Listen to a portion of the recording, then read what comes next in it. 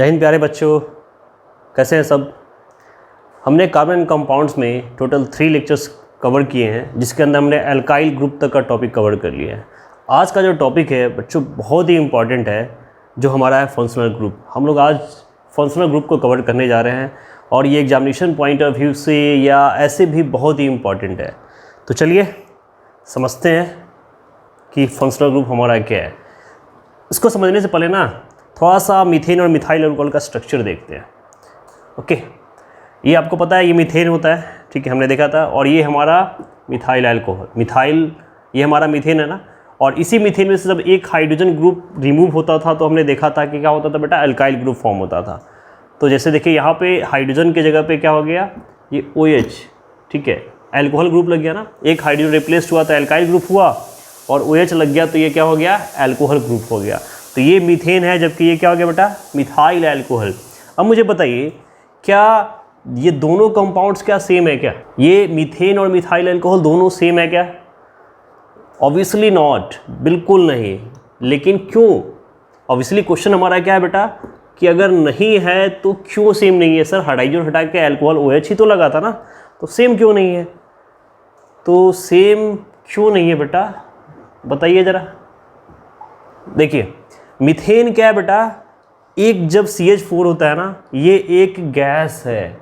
Methane देखिए क्या है, एक गैस है। जब ये चारों हाइड्रोजन के साथ एक मीथेन का स्ट्रक्चर है, जब गैस है। जबकि जैसे ही ये मिथाइल अल्कोहल है बेटा, देखो एक लिक्विड है, ये CH3OH एक लिक्विड है। पूरा स्टेट ही बदल गया, ये कहाँ पे गैस है और ये कहाँ लिक्विड है।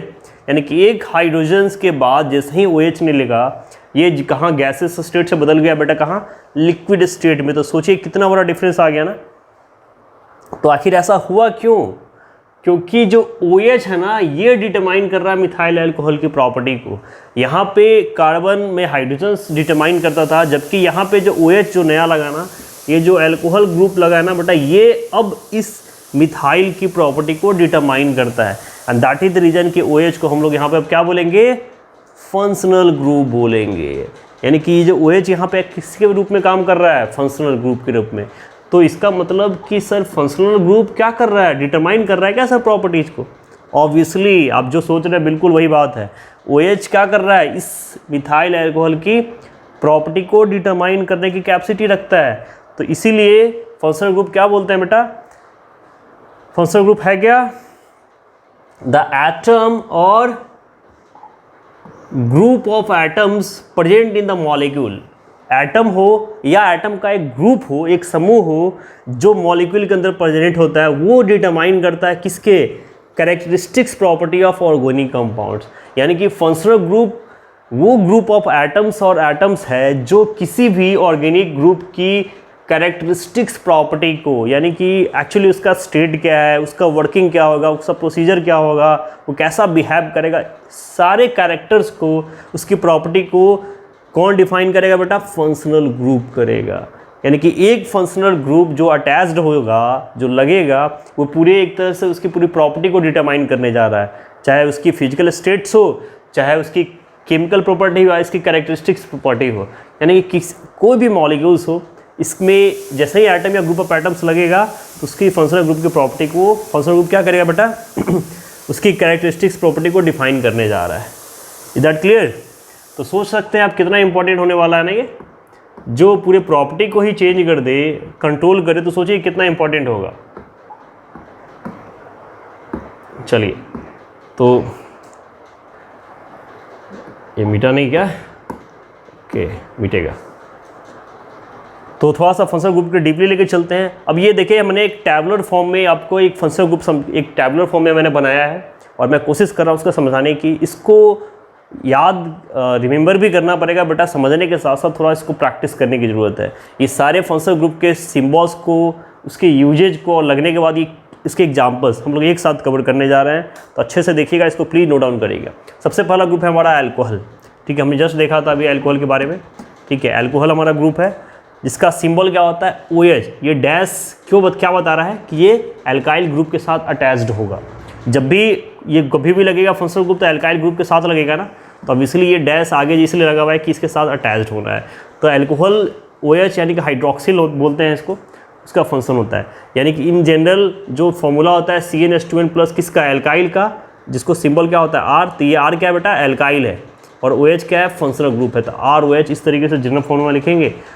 एग्जाम्पल्स देख सकते हैं आप लोग, CH3OH जिसको हम लोग मिथाइल अल्कोहल बोलते हैं, सेम एज C2H5OH जिसको क्या बोलेंगे, इथाइल अल्कोहल बोलेंगे। तो ये सारे एग्जाम्पल किसके बेटा, अल्कोहल ग्रुप के। जब अल्कोहल ग्रुप लगता है तो एल्काइल ग्रुप में मिथाइल, एल्काइल, प्रोपाइल, ब्यूटाइल, इस तरीके से वो मिथाइल अल्कोहल हो जाएगा, इथाइल अल्कोहल हो जाएगा, प्रोपाइल अल्कोहल हो जाएगा, इस तरह से लगा सकते हैं। ये आपका पहला है। सेम एज दूसरे की बात करें तो देखिए दूसरा आपका काफ़ी इंपॉर्टेंट होता है कार्बोक्सिलिक एसिड। ठीक है, दूसरा फंक्शन को क्या है हमारा, इसका सिंपल होता है देखिए C डबल बॉन्ड OOH, यानी कि यहाँ पे C के साथ OH फंक्शनल ग्रुप तो लगा, यहाँ पे एक डबल बॉन्ड O के साथ भी कनेक्टेड है, C डबल बॉन्ड OOH, यानी कि इसको एक साथ कैसे क्या बोलेंगे, COOH। ठीक है, इस तरीके से। तो इसके एग्जाम्पल देखिए CH3 और ये COH, और ये कभी कभी एग्जाम में ये भी आ जाता है कि COOH का स्ट्रक्चर बनाइए, तो COH का स्ट्रक्चर कैसा बनेगा बेटा, ऐसा। ठीक है, C डबल बॉन्ड OH, और इसको क्या बोलेंगे, CH3 मिथाइल है, कार्बोक्सिलिक एसिड है, तो इसका कॉमन नेम होता है एसिटिक एसिड। ठीक है, इसका कॉमन नेम क्या होता है बेटा, एसिटिक एसिड। ऐसे CH3 मिथाइल है ना, तो ये मिथाइल कार्बोक्सिलिक एसिड बोलेंगे क्या, इसको कॉमनली एसिटिक एसिड बोला जाता है, याद रखिएगा। CH3COH का फॉर्मूला क्या होता है, कॉमन नेम क्या है। इसके बाद आता है बेटा एल्डिहाइड। एल्डिहाइड ग्रुप में का सिंबल होता है आपका COO, यहाँ पे देखिए COH है, यहाँ पे COOH है, यहाँ पे COH है, कंफ्यूज नहीं होना है। यहाँ पे 2 H था, यहाँ पे 1 H है, COH। ठीक है, COH है। इसके एग्जाम्पल देखते हैं, CH3CHO। ठीक है, यहाँ पे CH होगा, एसिटल एल्डिहाइड बोलते हैं इसको। CH3CH को क्या बोलते हैं बेटा, एल्डिहाइड ग्रुप लगा ही हुआ है, इसके साथ एसिटल लगा गया है, यहाँ पे क्या बोलेंगे, एसिटल एल्डिहाइड। अभी कुछ कॉमन नेम्स हैं जो आपको याद रखने पड़ेंगे, तो CHO, CH3CHO, इसको क्या बोलेंगे, एसिटल एल्डिहाइड। ठीक है, इसका फंक्शन कैसा है, इसका RCOH था, इसका RCHO, इस तरीके से जनरल फॉर्मूला होता है। इसके बाद बात करते हैं कीटोन्स ग्रुप की। चौथा ग्रुप है हमारा कीटोन्स। इसका सिंबल होता है आपका CO। देखिए CO, सिंपल CO, यहाँ पे डबल बॉन्ड हो था ना, यहाँ पे OH लगा था, तो क्या हो गया, कार्बोक्सिलिक एसिड। सिंपल CO तो कौन सा ग्रुप होगा बेटा, कीटोन ग्रुप होगा। ठीक है, इसका सिंपल फॉर्मूला क्या होगा, RC डबल बॉन्ड OR। अब ये एक R और क्या बता रहा है, यहाँ पे देखो R एंड R डैश 2 लगे हैं ना, यहाँ पर क्लियर लिखा है R and R dash both can be same और डिफरेंट एल्काइल ग्रुप, यानी कि यहाँ पे एक तरह से 2 एल्काइल ग्रुप लग सकते हैं। ये भी पॉसिबिलिटीज है कि यहाँ पे दोनों एल्काइल ग्रुप सेम हो, सपोज अगर ये मिथाइल हो तो इधर भी मिथाइल हो जाए, या हो सकता है कि मिथाइल हो तो दूसरा इथाइल हो जाए, प्रोपाइल हो जाए, ब्यूटाइल हो जाए, मतलब सेम फंक्शनल ग्रुप या डिफरेंट फंक्शनल ग्रुप, यानी कि डिफरेंट एल्काइल ग्रुप भी लग सकता है। तो यहाँ पे एक R है और एक दूसरा क्या है, R डैश है। ठीक, एग्जाम्पल्स की बात करें तो देखिए यहाँ पे CH3, यहाँ पे देखिए एक मिथाइल ग्रुप लगा हुआ है और एक दूसरा मिथाइल ग्रुप यहाँ भी लगा हुआ है, CH3CO CH3। ये एसीटोन का फॉर्मूला होता है, इसको डाई मिथाइल कीटोन बोलते हैं। डाई मिथाइल क्यों, क्योंकि मिथाइल 2 टाइम्स आया है ना, तो इसको डाई 2 को क्या बोलते हैं बेटा, डाई। तो डाई मिथाइल और कीटोन है तो कीटोन, और इसका जनरल फॉर्म नेम क्या होता है, एसीटोन। ये एसीटोन के नाम से पॉपुलर है, ये एसिटल एल्डिहाइड के नाम से पॉपुलर है, ये एसिटिक एसिडी के नाम से पॉपुलर है। तो ये सारे केमिकल फॉर्मूलाइज विथ स्ट्रक्चर आपको याद रखने पड़ेंगे। ठीक है, तो ये हमारे एक्चुअली इसके बाद भी फंक्शनल ग्रुप्स होते हैं। इन कम से कम ये 4 फंक्शनल ग्रुप को आप लोग याद रखेंगे, और ये फंक्शनल ग्रुप जिसके साथ जैसे कुछ एग्जांपल्स हमने किए थे, मिथाइल अल्कोहल, इथाइल अल्कोहल, इससे ज़्यादा एग्जाम्स में आपके 10th लेवल पे नहीं आते। तो ये फंक्शनल ग्रुप और इसके बेसिस पे जो क्वेश्चंस आएंगे हम लोग करेंगे उसके बाद। ठीक है, तो ये हमारा फंक्शनल ग्रुप था जो क्या करता है, किसी भी एल्काइल ग्रुप के साथ लग के उसकी प्रॉपर्टी को, उसकी कैरेक्टरिस्टिक्स प्रॉपर्टी को बदल देता है, चेंज कर देता है, कंट्रोल करता है। अब हम लोग बेटा पढ़ने जा रहे हैं IUPAC एंड रूल्स, यानी कि जो आप लोग नेम देख रहे थे, जैसे अभी एक नाम देखा था आपने डाई मिथाइल कीटोन, तो एक्चुअली सर ये नेमिंग होता कैसे है, नॉमेनक्लेचर्स। तो नॉमेनक्लेचर्स आपको डीपली पढ़ना है 11th 12th में, बट हम लोग थोड़ा बहुत जानेंगे कि कैसे नेमिंग करेंगे, उसके IUPAC रूल्स क्या है, किस बिहाफ पे ये नेमिंग की गई है। ठीक है, तो चलिए शुरू करते हैं। हमारा टॉपिक क्या है, nomenclature of organic compounds. Obviously हम लोग सिर्फ नॉमेनक्लेचर करने जा रहे हैं ऑर्गेनिक कंपाउंड्स के। तो जो सबसे लेटेस्ट और वाइडली एक्सेप्टेड सिस्टम है हमारा, वो किसके द्वारा दिया गया, IUPAC के, Indian international union of pure applied and chemistry. IUPAC क्या होता है बेटा, international union of pure applied chemistry system. जो हमारा IUPAC, इन्होंने एक सिस्टमेटिक वेट बनाया है किसका, देखिए यहाँ पे फुल फॉर्म दिया गया, international union of pure applied chemistry system, IUPAC system. ठीक है, इसका फुल फॉर्म याद रखिएगा। इसी सिस्टम्स के आधार पे नॉमेनक्लेचर डिफाइन किया गया। देखिए, all organic compounds are considered as derivatives of saturated hydrocarbons called alkanes. यानी कि हमने देखा भी था कि सैचुरेटेड के अंदर एक ही आता था एल्केन, और अनसैचुरेटेड में एल्कीन और अल्काइन होता था। तो जितने भी ऑर्गेनिक कंपाउंड्स है जो उसके डेरिवेटिव्स ऑफ सैचुरेटेड हाइड्रोकार्बन्स, उसको क्या बोलेंगे बेटा, एल्केन बोलते हैं। यानी कि जितने भी सैचुरेटेड हाइड्रोकार्बन्स हैं वो सभी आपके एल्केन के अंदर आ जाएंगे। ठीक, देखिए कुछ टर्मिनोलॉजी जो हमको नॉमेनक्लेचर में यूज करनी है, पहले उसको देख लेते हैं हम लोग। तो सबसे पहले देखिए क्या यूज करने वाले बेटा, रूट। अब ये रूट वो प्लांट वाला रूट नहीं है, लेकिन रूट काम यहीं पे है। देखिए क्या है, that nature of basic carbon skeleton, यानी कि जो हमारा कार्बन, कितने कार्बन का चयन है, कितना कार्बन होगा, उसका जो नेचर होगा ना, उसी को हम लोग बोलते हैं रूट। यानी सबसे पहले ऑब्वियसली हमको रूट चैन डिसाइड करना पड़ता है, 1 कार्बन का है, 2 कार्बन का है, 4 कार्बन का है कि 5 कार्बन का है। तो ये जो रूट्स लेंगे ना, इसी को बोलते हैं root, that is a carbon skeleton. यानी कि कार्बन चैन को याद रखिएगा सिंपल भाषा में, जो कार्बन का चैन होगा ना, उसका जो नेचर देखेंगे वो उसी को हम लोग बोलेंगे रूट। दूसरी टर्मिनोलॉजी देखिए प्रीफिक्स। प्रीफिक्स आप लोग जनरल वर्ड है इंग्लिश का, ठीक है। तो प्रीफिक्स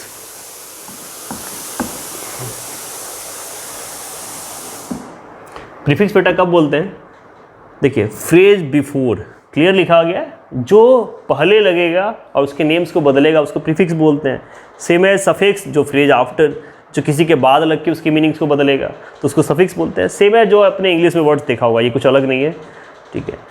तो ये 3 टर्मिनोलॉजी है, और भी यूज होंगे, ठीक है। रूट हो गया। अब देखिए जो रूट की हम लोग बात कर रहे थे ना, तो that indicates the nature and number of carbon atoms in the basic carbon skeleton. जैसे अगर चैन लेंथ देखिए, अगर 1 कार्बन का चैन हो, आराम से समझिएगा, अगर चैन 1 कार्बन का हो तो उसको मीथ ग्रुप बोलते थे ना बेटा, सेम चीज़ यहाँ भी है, मीथ। 2 कार्बन का हो तो उसको ईथ बोलेंगे, 3 carbon prop, 4 carbon but, 5 carbon pent, 6 carbon hex, 7 carbon hept, 8 carbon oct. Same as 9 carbon non और 10 कार्बन क्या होता है, डिक होता है, ठीक है। ऑक्ट, नोन और डिक।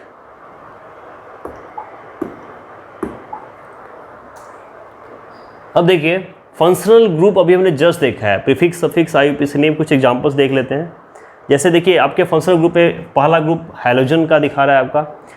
हैलोजन ग्रुप एक बहुत बड़ी फैमिली है। हैलोजन एक पूरा फैमिली होता है जिसके अंदर आपका क्लोरो, ब्रोमो, फ्लोरो, आयोडो, ये सारे समझने, क्लोरीन है, फ्लोरीन है, ब्रोमीन है, आयोडीन है, ये सारे आपके हैलोजन फैमिली है।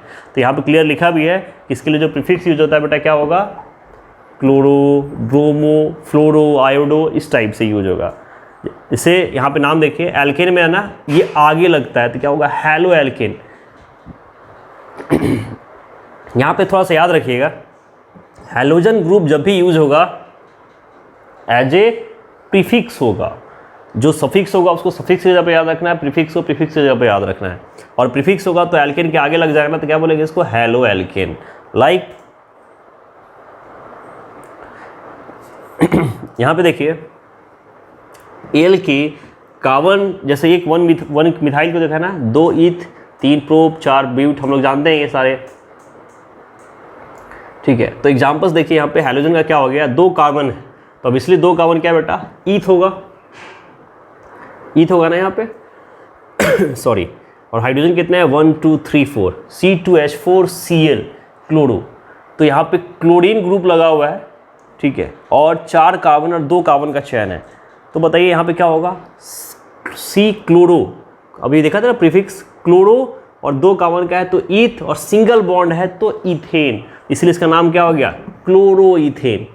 कैसे, फिर से समझिएगा, प्रीफिक्स के रूप में हैलोजन फैमिली यूज होता है, क्लोरीन लगा हुआ है तो सब क्या होगा, क्लोरीन का Cl का क्लोरो, 2 कार्बन का चैन है तो ईथ, और सिंगल बॉन्ड से कनेक्टेड है तो ANE, यानी कि क्या होगा, क्लोरो ईथेन। कोई दिक्कत?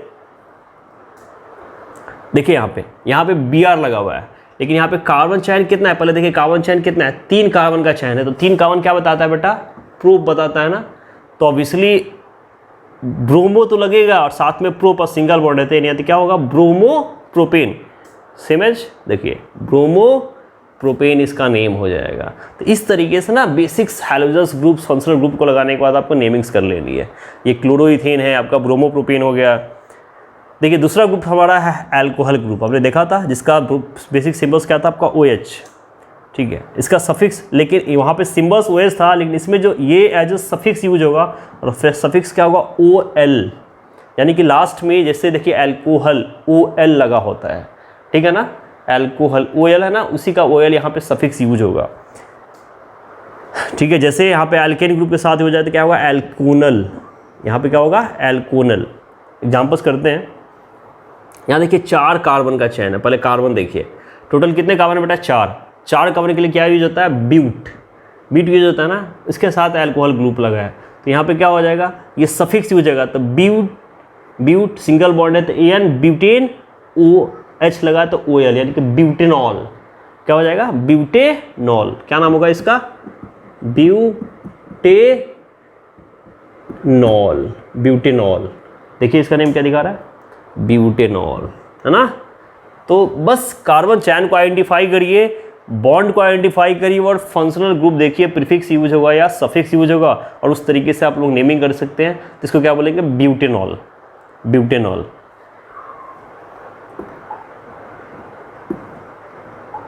ठीक है, चलिए आगे देखते हैं। तीसरा ग्रुप है हमारा अल्डिहाइड का है, ठीक है, अल्डिहाइड में बेटा इसमें भी सफिक्स एज ए यूज होगा AL। यहाँ पे देखिए थोड़ा सा अंतर है बस, OL और यहाँ पे है AL, कंफ्यूज नहीं होना है। अल्कोहल ग्रुप है तो लास्ट में OL है, और जब एल्डिहाइड ग्रुप होगा तो क्या होगा, AL, एल्केनल अल्कोनॉल, दोनों में बहुत अंतर है। देखिए यहाँ पे क्या होगा, एल्केनल, वहाँ पे क्या था, एल्कोनॉल, यहाँ पे लास्ट में क्या है, AL। एग्जाम्पल्स देखिए, यहाँ पे 3 कार्बन का चैन है बेटा, ठीक है, साथ में ये COH ये ग्रुप लगा है ना, COH CHO, तो ये आपका एल्डिहाइड ग्रुप है, यानी कि 3 कार्बन में इसके साथ एल्डिहाइड ग्रुप अटैच्ड है। तो क्या होगा, सबसे पहले प्रोपेन, और यहाँ पे डबल बॉन्ड मत देखिए, ये पूरा एल्डिहाइड CHO है ना, इसलिए डबल बॉन्ड लगा हुआ है, तो ये क्या हो जाएगा, propanal. What is this, propanal, इसका नाम क्या होगा, प्रोपेनल। तो इस तरीके से आपको IUPAC नेम बेसिक्स लेवल पे, अभी हम लोग पूरा ऑर्गेनिक कंपाउंड्स का देखेंगे, लंबे लंबे चैन स्ट्रक्चर को कैसे बनाते हैं, बट फंक्शनल ग्रुप के साथ इस तरीके से आप लोग नेमिंग करोगे। तो हमने अभी 3 ग्रुप कवर कर लिया है, हैलोजन, अल्कोहल और एल्डिहाइड। अब नेक्स्ट देखते हैं, ठीक है, नेक्स्ट आपका ग्रुप है, देखो कीटोन में भी एज अ सफिक्स यूज होगा बेटा। यहाँ पे सफिक्स क्या आएगा, 1, ONE, सफिक्स यहाँ पे क्या है, ओन, कीटोन है तो इसका ONE, देखिए ये आपका हिंट होगा ना, कीटोन का ONE, कीटोन सफिक्स पे। जैसे यहाँ पे एल्केनोन के साथ लगे तो क्या होगा, एल्केनोन, है ना, एल्केनोन। अब एग्जांपल्स की बात करें तो देखिए यहाँ पे 4 कार्बन का चैन है, ठीक है, और यहाँ पे बेटा कीटोन ग्रुप लगा है, यहाँ देखिए, यहाँ कीटोन 2 कार्बन पे है। तो सबसे पहले 4 कार्बन का चैन है, तो कार्बन 4 है तो क्या होगा, ब्यूट, ठीक है, देखिए क्या होगा, ब्यूट, और ए सिंगल बॉन्ड है, ब्यूटेनॉल। अब ये 2 कार्बन पे है, ये उससे फ़र्क नहीं पड़ता, हम लोग इसकी नेमिंग करेंगे बाद में। तो इसको क्या बोलेंगे, ब्यूटेनोन। ये ONE ब्यूटेन है, सिंगल बॉन्ड है तो ब्यूटेन है, ब्यूटेनॉन हो जाएगा। इसके बाद देखिए कार्बोक्सिलिक एसिड्स, कार्बोक्सिलिक एसिड का सिंबल क्या होता था, इसमें भी सभी OIC एसिड, COOH ग्रुप था ना हमारा, तो सफिक्स क्या होगा, OIC एसिड्स। यहाँ पे क्या होगा, एल्केनोइक एसिड्स, बस लास्ट में OIC लगा दीजिए, एल्केनोइक एसिड्स।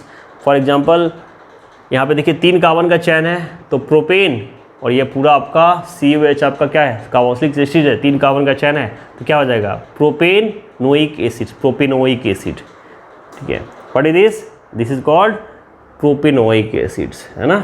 ये क्या हो जाएगा बेटा, प्रोपेनोइक एसिड्स। कार्बन, बॉन्ड और फंक्शनल ग्रुप, बस 3 चीज़ें देखनी है आपको।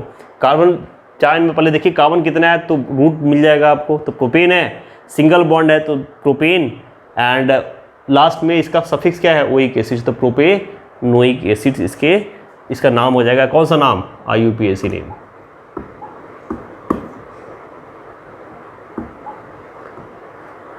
चलिए नेक्स्ट ग्रुप देखते हैं। अब डबल बॉन्ड थोड़ा देख लेते हैं। देखिए डबल बॉन्ड जब भी होता था तो ई नहीं होता ना, इथीन मीथीन, तो बस वही चीज़ है, ये तो आपको पता ही है ऑलरेडी। बस एग्जांपल देख लेते हैं। सफिक्स क्या होगा, इन, जैसे क्या होगा एल्कीन। एग्जांपल देख लीजिए, यहाँ पे देखिए 1 2 3 4 5 कार्बन का चैन है, लेकिन 5 कार्बन में जो फर्स्ट और सेकेंड कार्बन है इसके बीच में एक डबल बॉन्ड लगा हुआ है, ठीक है। तो प्रोपीन क्या हो जाएगा, 5 कार्बन है तो पेंट, और ई नहीं तो पेंटीन। एक्चुअली इसके नेम्स में हमें बॉन्डिंग भी दिखानी होती है, पेंट 1 इन हो जाएगा, लेकिन आगे हम लोग देखेंगे 1 2 3 4 कैसे नेमिंग करेंगे। अभी बेसिक्स नेम कर रहे हैं, तो क्या होगा बेटा आपका पेंटीन हो जाएगा ये, ठीक है। इसका ट्रिपल बॉन्ड है तो आपको पता है ट्रिपल बॉन्ड में क्या लगता है बेटा, YNE लगता है ना, YNE, और ये क्या हो जाएगा एल्काइन। एग्जाम्पल देखिए 1 2 3 4 कार्बन का चैन है तो क्या हो जाएगा ब्यूट, YNE, ब्यूटाइन। इस तरीके से आप लोग, आई होप सब लोग को समझ में आ रहा होगा, और आप लोग आसानी से इन सब की नेमिंग कर सकते हो। तो इसमें कोई दिक्कत नहीं, इसको घर पे बस प्रैक्टिस करने की ज़रूरत है। एक बार 2 बार आपके पास जो भी बुक्स हो, जो भी असाइनमेंट्स हो, जहाँ से भी आप लोग स्टडी करते हो, वहाँ से बस कुछ क्वेश्चंस को लगाते रहिए, रेगुलर टर्म पे रिवाइज करते रहिए। देखिए साइंस, केमिस्ट्री, फिजिक्स कोई भी हार्ड नहीं है, बस क्या है कि रेगुलर टर्म पे इसको प्रैक्टिस करने की ज़रूरत है। जब हम इसको प्रैक्टिस में लेके आएंगे बेटा कभी दिक्कत नहीं होगी।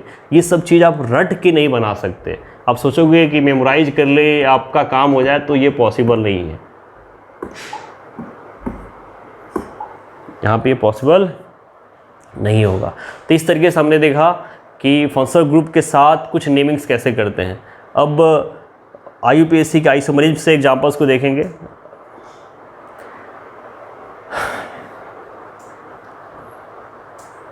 जैसे कुछ एग्जांपल है बेटा, यहाँ पे दिया है गिव द IUPAC नेम, आपको बताना है। यहाँ पे 2 कार्बन का चैन है, यहाँ पे O बॉन्ड लगा हुआ है, CO ग्रुप लगा हुआ है, H, तो बताइए क्या नाम होना चाहिए इसका।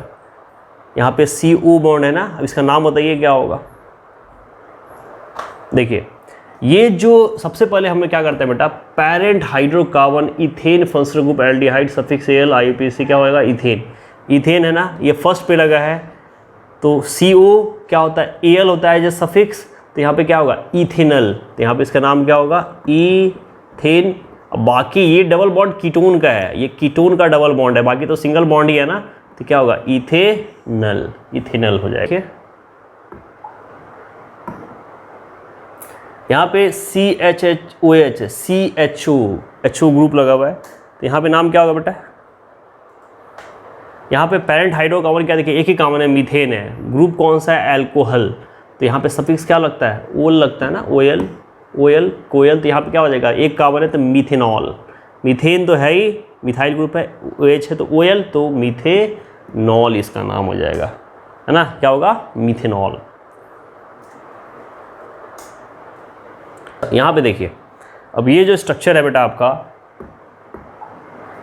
1 2 3 4 5 6 टोटल 6 कार्बन है, 6 कार्बन का चैन है, सब सिंगल बॉन्ड से कनेक्टेड है। तो 6 कार्बन होता है तो क्या होता है आपका हेक्स होता है ना, कोई फंक्शनल ग्रुप यहाँ पे अटैच्ड नहीं है। अच्छा सॉरी, ये क्लोरीन लगा हुआ है, क्लोरीन एज ए प्रीफिक्स याद होता है ना, तो क्लोरीन किस कार्बन पे है 1 2 3 कार्बन पे,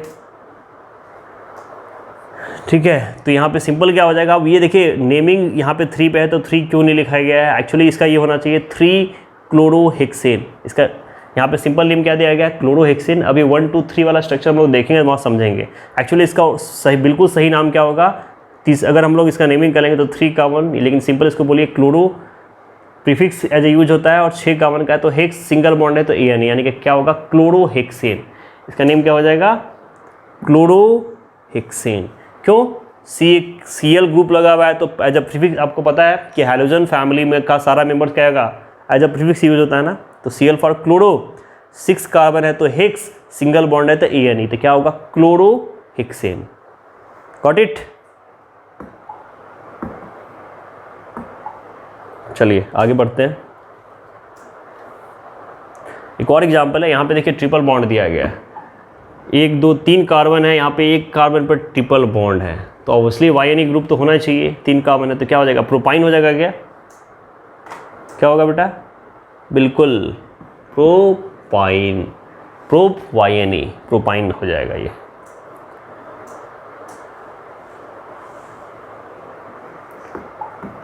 अब देखिए आपका टॉपिक है amazing property of hydrocarbons. Hydrocarbons अपने आप में अमेजिंग होता है, तो ऑब्वियसली जब वो खुद अमेजिंग है तो प्रॉपर्टी तो अमेजिंग होगी ना।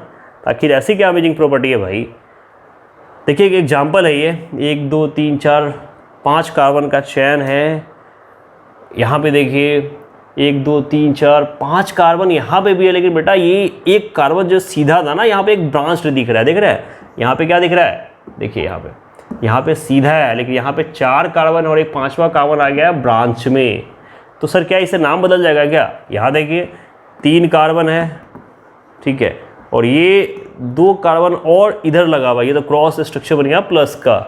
तो सर सब में कार्बन तो 5 ही है, तो क्या इस सब के नेम सेम होते होंगे क्या, बताइए बेटा। बिल्कुल नहीं।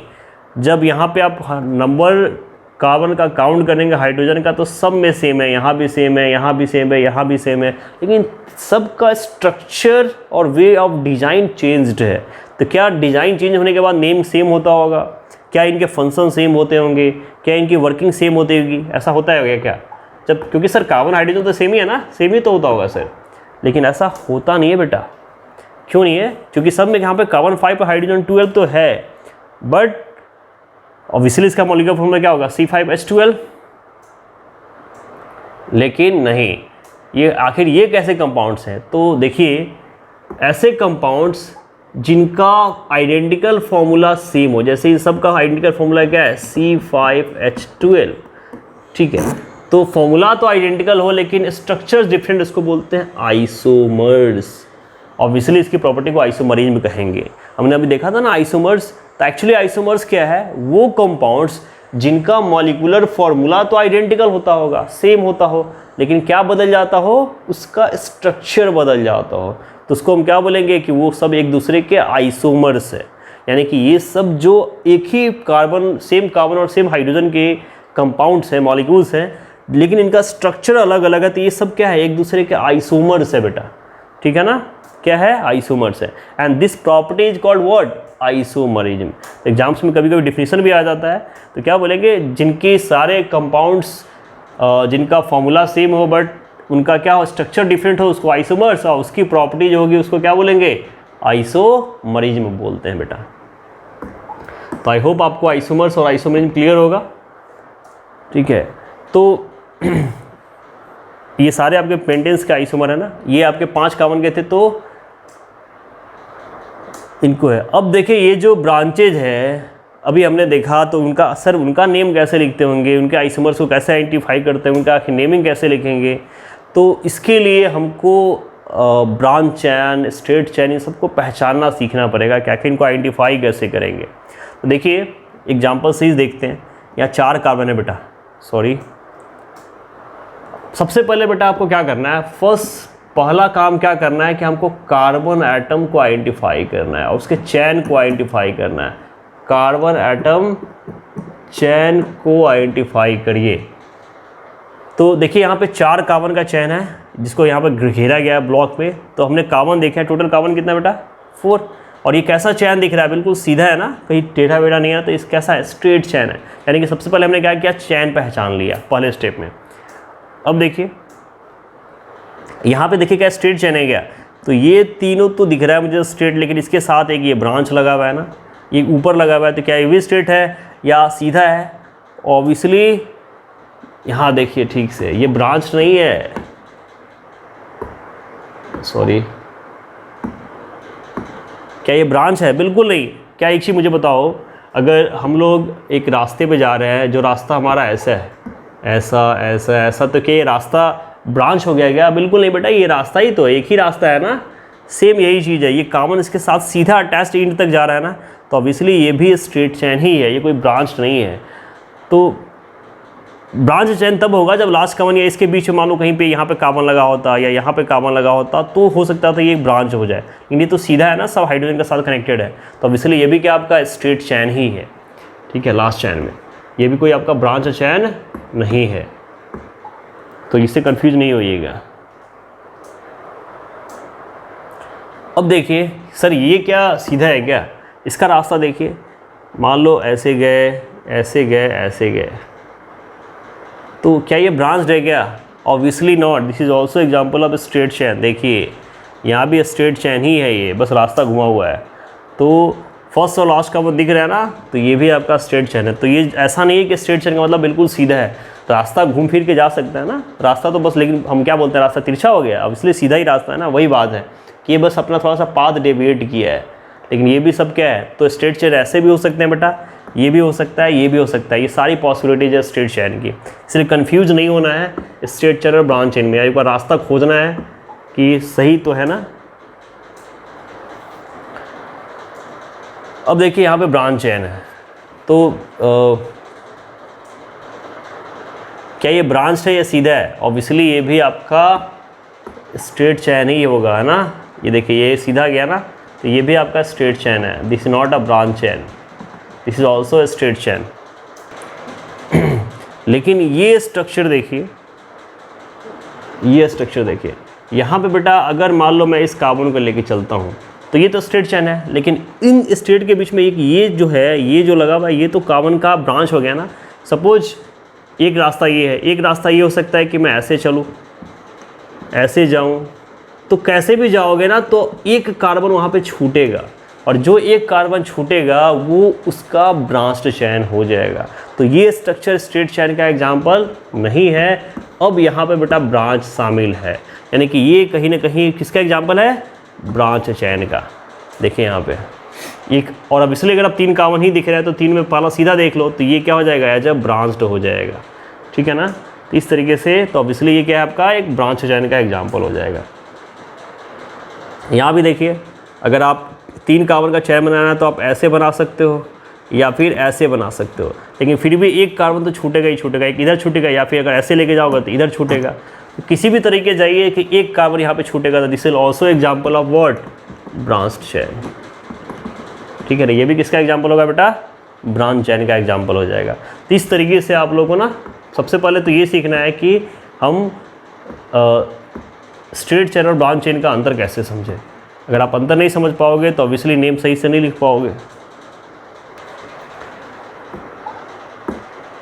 एग्जाम्स में 2-3 आइसोमर्स आपके प्रीवियस ईयर में पूछे गए हैं, जिसमें आपका प्रोपेन और पेंटेन का सबसे ज़्यादा पूछा जाता है। तो प्रोपेन का आइसोमर स्ट्रक्चर देखिए, प्रोपेन का मतलब क्या होता है? 3 कार्बन ना, तो ऑब्वियसली यहाँ पे ये जो 3 कार्बन का चैन है ये क्या है? प्रोपेन है, सिंगल बॉन्ड है, प्रोपेन है। तो एक तो आपका एक बेसिक स्ट्रक्चर है जिसमें स्ट्रेट चैन के द्वारा जुड़ा हुआ है। अब एक पॉसिबिलिटी ये भी है बेटा कि यहाँ पे देखो 2 कार्बन ऐसे लगे हो और एक ऐसा कार्बन घूम रहा हो, ठीक है, तो ये भी तो पॉसिबिलिटीज है ना। तो ये दूसरा स्ट्रक्चर है, सेम स्ट्रक्चर, नो आइसोमर्स। ये भी सीधा ही है, बस अंतर क्या है? ये ऐसे रास्ते पे आ गया है, इसीलिए इसके आइसोमर्स पॉसिबल नहीं होते। प्रोपेन का क्या होता है बेटा? कोई आइसोमर्स नहीं होता जी, कि दोनों में स्ट्रक्चर क्या बनता है? सेम बन रहा था ना, इसलिए प्रोपेन का कोई आइसोमर्स पॉसिबल नहीं होता। अब हम लोग आगे क्लास में आइसोमरिज्म में जो प्रोपेन के अलावा जो ब्यूटेन हो, पेंटेन हो, उसके जितने भी आइसोमरिज्म के अंदर आइसोमर्स के स्ट्रक्चर पॉसिबल होंगे उसको कवर करेंगे। आज हमने आपको बस आइसोमर्स का एक बेसिक्स फंडामेंटल बताया है कि आइसोमर्स क्या होता है और इसको कैसे ड्रॉ करेंगे, इसके कैसे नेमिंग्स करेंगे, वो हम लोग आगे क्लास में देखेंगे। तब तक के लिए बच्चों